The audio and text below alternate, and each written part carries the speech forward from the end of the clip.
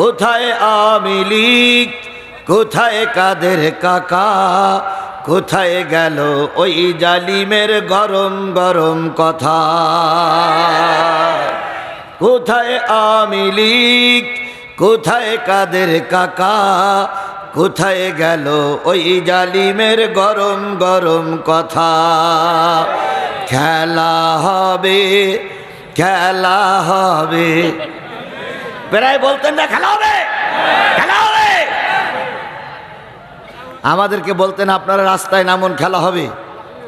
কিন্তু কিন্তু আমরা খেলতে নামতে চাইতাম, ওরা আমাদের রাস্তায় নামতে দিত না। কথা বলে ঠিক না বেটি?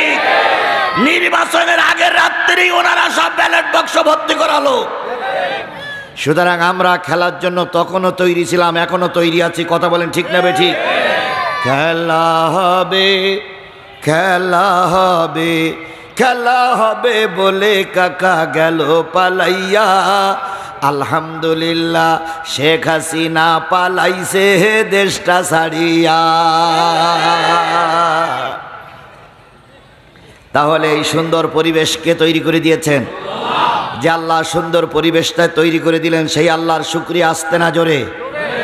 সবাই মিলে বলছে আলহামদুলিল্লাহ। সুম্মা আওরাসনাল কিতাবাল্লাযীনা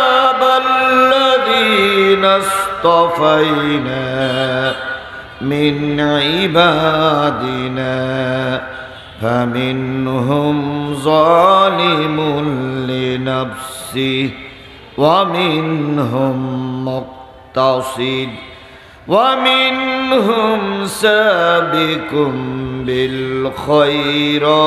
بالخيرات بإذن الله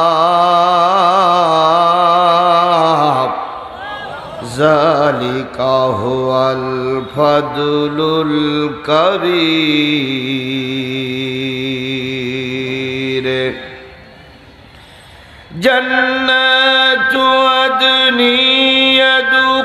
يدخلونها يحلون فيها من أساور من ذهب ولؤلؤا ولباسهم فيها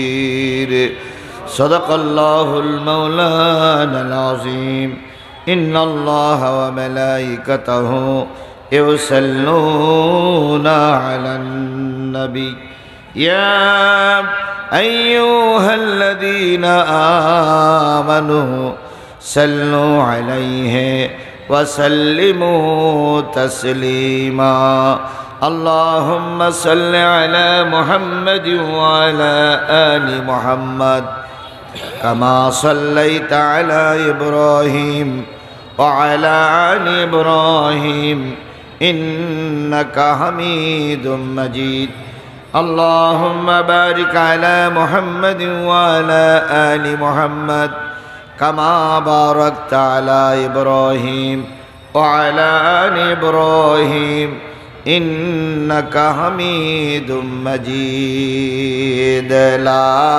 إله جري جري لا إله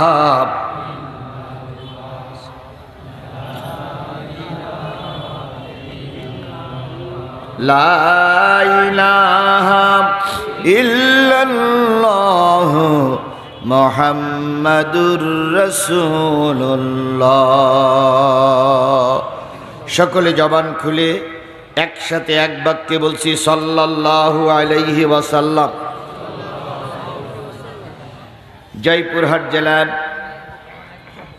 ন্যাঙ্গাপীরহাট যুব সমাজ কর্তৃক আয়োজিত তৃতীয় বাৎসরিক তাফসিরুল কোরআন ও ওয়াজ মাহফিল 14 নভেম্বর 2024 29 কার্তিক 1431 বাংলা রোজ বৃহস্পতিবার। স্থান নাঙ্গাপীর বাজার মাদ্রাসা ময়দান। সময় সকাল 10টা হইতে আজকের এই দিনের বেলার মাহফিলের শ্রদ্ধাভাজন স্বনামধন্য সভাপতি জনাব হযরত মাওলানা মোহাম্মদ মোফাজ্জল হোসেন সাহেব, সাবেক সহকারী সুপার, হরিপুর ইসলামিয়া দ্বিমুখী দাখিল মাদ্রাসা, সহসভাপতি আলহাজ মাওলানা মোহাম্মদ মুসলিম উদ্দিন, সাবেক সুপার, রামপাশা মাদ্রাসা। আজকের এই মাহফিলের সম্মানিত প্রধান অতিথি, বক্তব্য শুনে খুবই ভালো লেগেছে, কারণ এই মাদ্রাসারই তিনি ছাত্র। আল্লাহ পাক তার ইজ্জত দিয়েছেন। মাদ্রাসার ছাত্র একজন MBBS ডাক্তার, এটা আমাদের গৌরবের বিষয়। কথা বলেন ঠিক না বেঠি? মাদ্রাসা ছাত্রদেরকে যখন কোনো বড় পদে জালেম সরকারেরা দিতে চাচ্ছিল না, ঠিক সেই সময় আমাদেরই কলিজার টুকরা সন্তান এই মাদ্রাসার থেকে লেখাপড়া করে এখন বড় একজন ডাক্তার হয়ে আপনার আমার সামনে কথা বলতে পেরেছে। এটা মুসলিম মিল্লাতের জন্য একটা বড় গর্বের বিষয়। কথা বলেন ঠিক না বেঠি? সেরকম একজন doctor Mohammad Motiur Rahman, MBBS FCPS MD, সহকারী অধ্যাপক, বাংলাদেশ মেডিকেল, ঢাকা। আজকের এই মাহফিলের অন্যান্য দাওয়াতি অতিথিবৃন্দ আলোচনা করেছেন মাওলানা মোহাম্মদ মুমিনুল ইসলাম, মুয়াজ্জিন, ন্যাঙ্গাপীর হাট জামে মসজিদ সহ আজকের এই মঞ্চে উপবিষ্ট গর্বিত মায়ের গর্বিত সন্তান, শ্রদ্ধেয় ওলামায়ে হযরত, এলাকার বিভিন্ন কুঠির থেকে আগত দিনদার, পরেজগার, মুত্তাকি মুসলমান ভাই ও বন্ধুগণ, পদ্মায় অবস্থানরতা শ্রদ্ধাশীলা মা ও বোনেরা, সুপ্রিয় সাংবাদিক বন্ধুগণ, বিভিন্ন দলের রাজনৈতিক নেতৃবৃন্দ, সকলকে নিয়ে আবারও সালাম বিনিময় করছি। আসসালামু আলাইকুম ওয়া রাহমাতুল্লাহি ওয়া বারাকাতুহু। শুকরিয়া আদায় করছি সেই মালিকের, যিনি স্বাধীন দেশে, সার্বভৌম একটা স্বাধীন দেশে স্বাধীনভাবে কথা বলার এবং স্বাধীনভাবে চলাফেরা করার মতন পরিবেশ আল্লাহ তৈরি করে দিয়েছেন। আজকে কতই নভেম্বর? 14ই নভেম্বর। কত সাল? 2024 সাল। একটা বছর পিছনে যান, 14ই নভেম্বর 2023-এ যান। 1 মিনিট চোখ বন্ধ করে দেখুন তো 2023 সালের 14ই নভেম্বরের দিনটা কত ভয়াবহ ছিল, কত নির্যাতিত দিন ছিল সেই দিনটা। এরকম কোরআনের কথা বলতে গেলে অনেক রামপন্থী বামপন্থী নেতার কাছে অনুমতি নেওয়ার জন্য দিনের পরে দিন হাঁটাচলা করা লেগেছে। আবার তারা যদিও অনুমতি দিয়েছে, বক্তার ID কার্ডের ফটোকপি আগে জমা দেওয়া লেগেছে। বক্তাকে তারাই সিলেবাস দিত যে কোন বিষয়ের পরে তারা কথা বলবে। কবরের পরে কথা বলবে, হাসরের পরে কথা বলবে, নামাজের পরে কথা বলবে। একটিও ডাইনে বামে ঘোরার কোনো সুযোগ সেই সময় ছিল না। কথা বলেন ঠিক না বেঠিক? সেই সময় যদি কোনো বক্তা রিস্ক নিয়ে ময়দানে একটু কথা বলেছে, তাহলে ওই জালেমের বাচ্চারা, ওই ফ্যাসিস্টরা, ওই দুর্নীতিবাজেরা, ওই ভোটচোরেরা আমাদের অনেক আলেমকে মেরে রক্তাক্ত করে হাসপাতালে পাঠিয়েছে। অনেক আলেমকে ওরা মেরে গাড়িতে তুলে বিদায় করে দিয়েছে। অনেক আলেমের বিরুদ্ধে মিথ্যা মামলা সাজিয়েছে ওই জালেমের বাচ্চারা।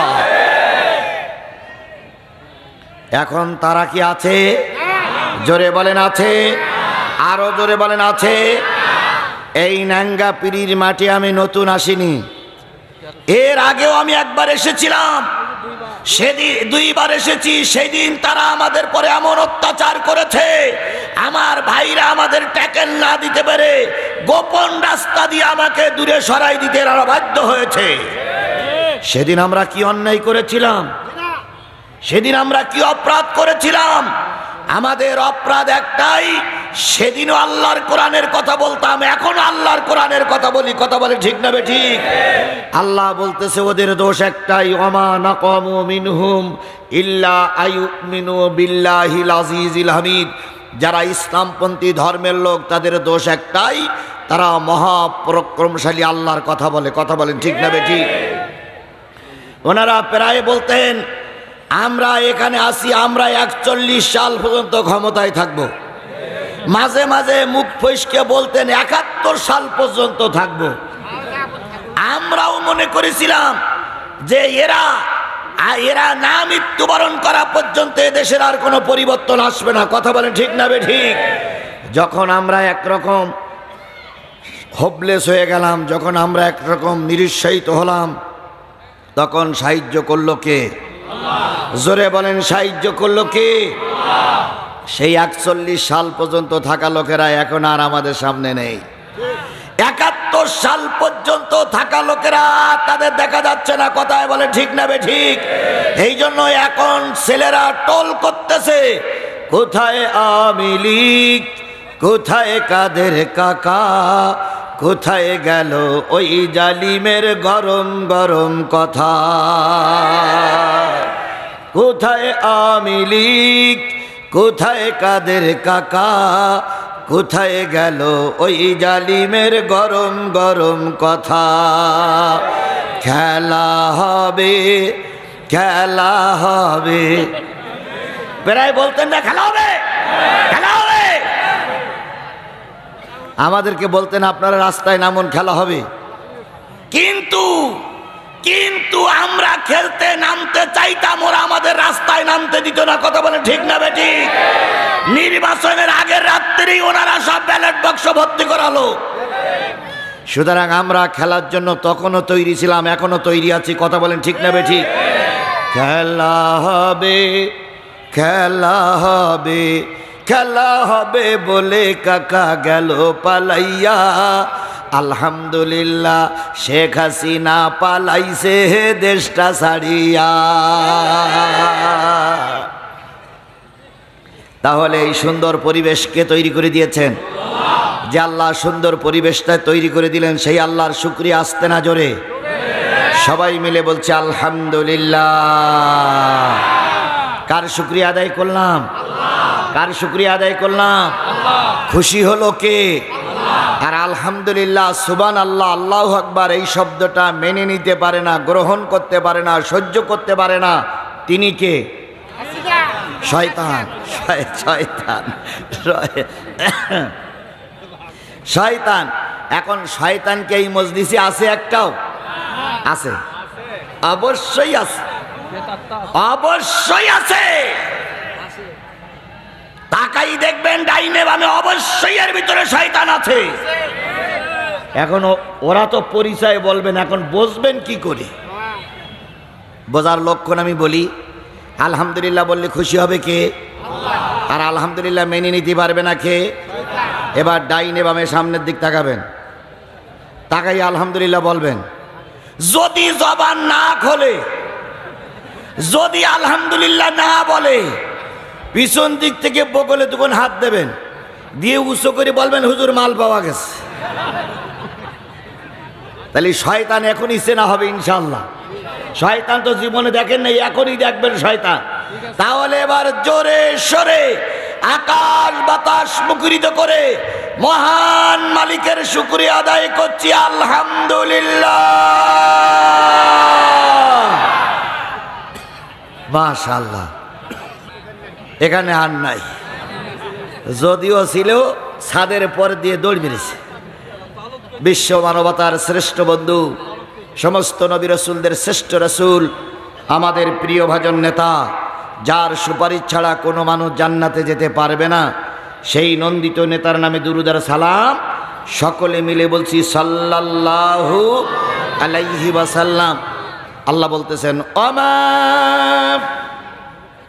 আরসালনাকা ইল্লা রাহমাতাল লিল আলামিন।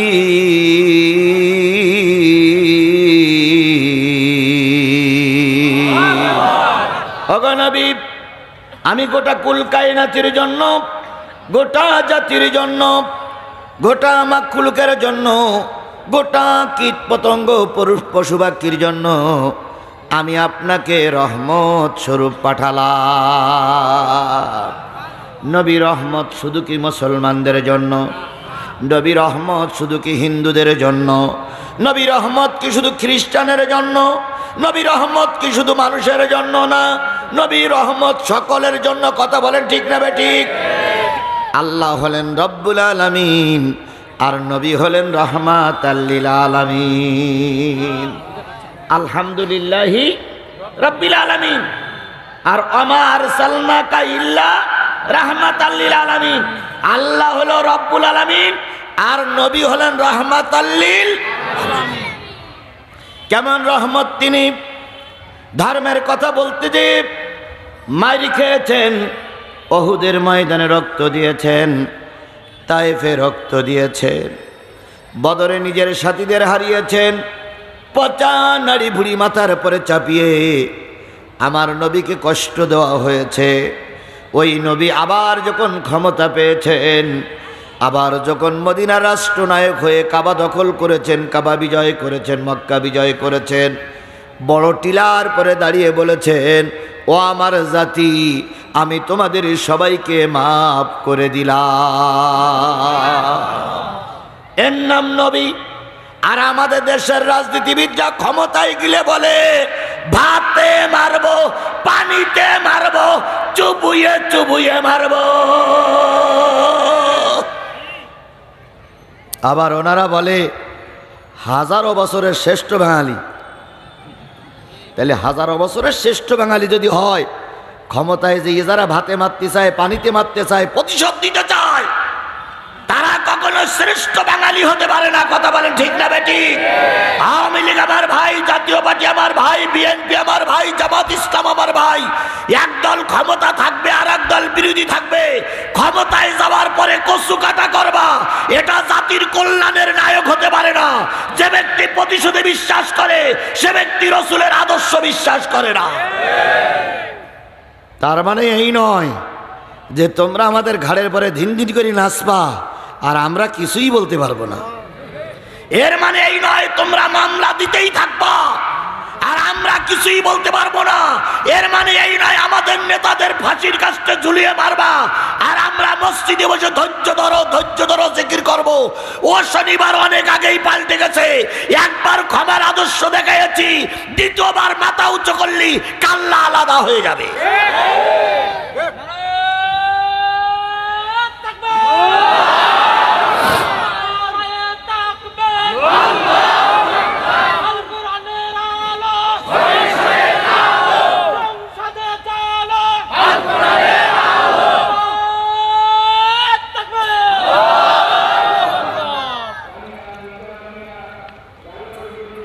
আমার ভাইরা, তাহলে যে জিনিসটা বোঝাতে চাচ্ছিলাম, নবী ছিলেন সকলের জন্য রহমত। কথা বলেন ঠিক না ঠিক? আল্লাহর নবী ধর্মের কথা বলতে শুরু করলেন। প্রথম নবীর পক্ষে কোনো লোকজন তেমন ছিল না। আবু জেহেল বাহিনী চিন্তা করলো এই নবী এতই বা কি আর করবে। কিছুদিন পরে দেখা গেল নবীর দলে লোক ঢুকতে শুরু করেছে। যেই দলের লোক বেশি সেই দলের টার্গেট হয় জালেমের কাছে। কথা বলেন ঠিক না বেঠিক? বাংলাদেশ জামাত ইসলামী বাংলাদেশের একটা ইসলামী বড় দল হওয়ার কারণে আওয়ামী লীগের টার্গেট ছিল জামাত ইসলামকে নির্মূল করা। বাংলাদেশ জামাত ইসলাম একটা ইসলামী দল হওয়ার কারণে ভারতের টার্গেট এই ইসলামপন্থী দল যেন কখনো ক্ষমতায় না আসে। ইসলামপন্থী বাংলাদেশ জামাত ইসলামের দলটা বড় হওয়ার কারণে আওয়ামী লীগ অন্যান্য দলের টার্গেট এরা যেন সরকার গঠন করতে না পারে। আজকের এই নাঙ্গা পীরি যারা উপস্থিত হয়েছেন সাক্ষী রাখুন, যদি সব কিছু ঠিকঠাক থাকে আর কেউ না হোক, যদি টুপিওয়ালারা এক প্ল্যাটফর্মে থাকে, আগামীর সংসদ হবে আল কোরআনের সংসদ।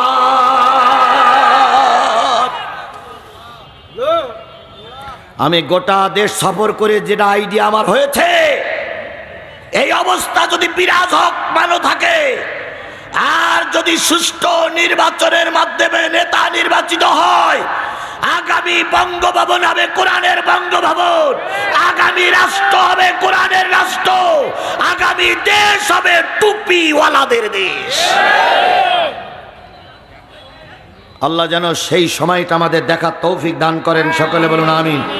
আমার ভাইয়েরা, নবীর দলে তখন লোক বেশি হলো, আবু জেহেলের টনক নড়ল। এই মোহাম্মদ তো একদিন গোটা আরবে ইসলাম কায়েম করে ফেলবে। এবার আবু জেহেল বাহিনী নবীকে টোপ দিতে শুরু করলো। ভাতিজা, ওই হেতে গন্ডগোল গলযোগ করে লাভ কি? এক কাজ করো, তুমি আর আমরা ভাগাভাগি করি নেই। ভাগটা কি?